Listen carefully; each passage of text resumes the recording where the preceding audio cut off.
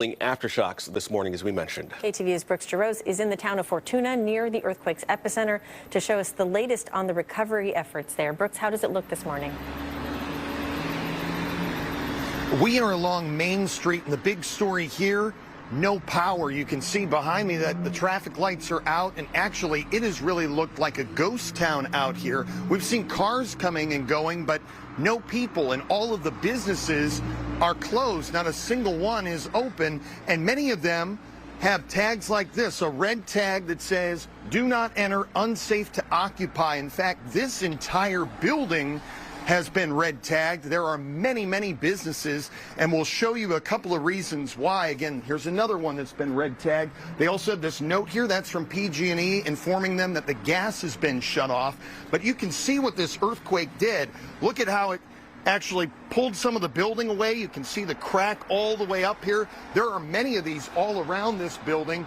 You can even see up here. See where this crack goes all the way up? Several of the windows have been boarded up as well. Again, more doors shut off or red tagged again. And all the way down this entire road, you see on Main Street, boarded up businesses. There's the Verizon over there across the street. Up and down Main Street, this is what we're seeing. Not a lot of people today, and when you peer in some of the windows, you can actually see that many of the cleanup efforts have already taken place. I was down at a liquor store earlier that's closed, but all the bottles have been picked up off the ground already. All the glass has been cleaned up.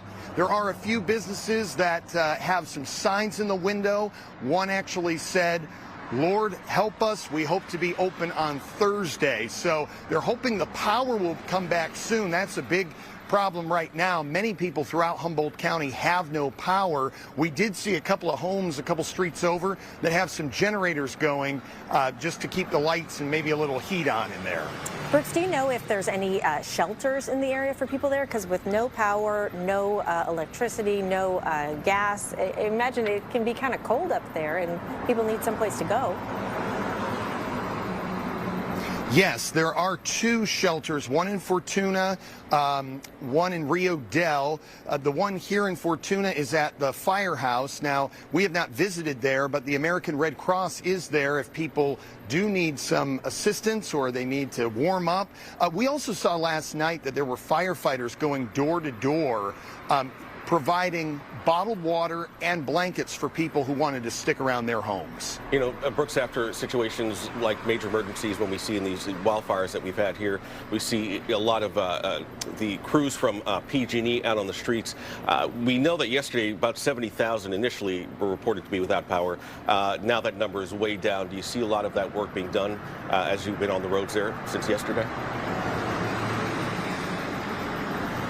We have seen a few PG&E crews. I do know that in trying to find a hotel last night, there is a casino hotel that is only open to PG&E crews, and every room was filled. So there's definitely a lot of crews here working on things, although they may not be visible all the time. We know that that power is slowly coming back on, and many of the people we spoke with last night and this morning have told us that by 3 o'clock is what PG&E had estimated getting the majority of residents getting their lights turned back on.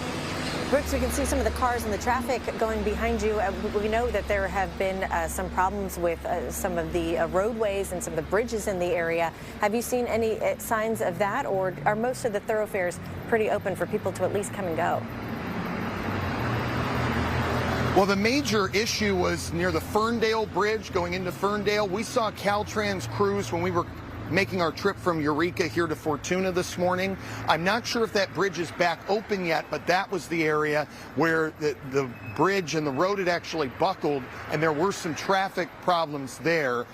We did see sort of spotty lights here and there, so that's a good sign. But in terms of traffic tie-ups, we haven't witnessed any sort of major issues, at least this morning. Brooks Giroux live in the small town of 12,000 residents of Fortuna.